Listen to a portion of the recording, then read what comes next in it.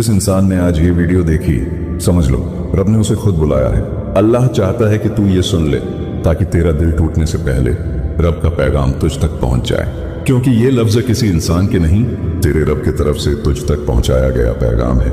जो अल्लाह को नहीं भूलता, अल्लाह उसे कभी अकेला नहीं छोड़ता।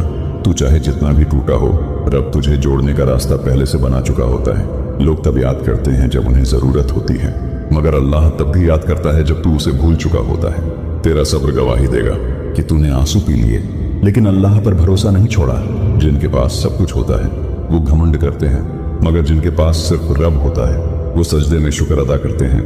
हर तन्हाई में एक आवाज होती है जो तुझसे कहती है तू अकेला नहीं है, मैं तेरे साथ हूँ, मैं तेरा रब हूँ। तेरा हर टूटा हुआ पल तेरे लिए रहमत बन सकता है अगर तू उसे रब से जोड़ दे।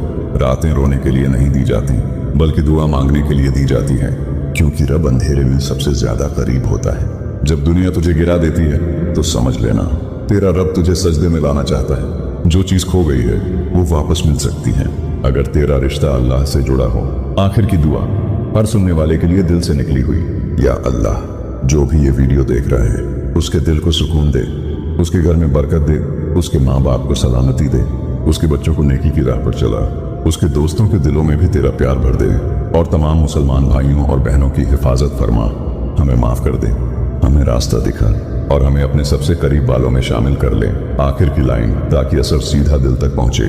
अगर तूने ये दुआ दिल से सुनी है तो कमेंट में आमीन जरूर लिख देना।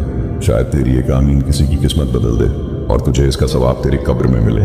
अल्लाह हाफिज।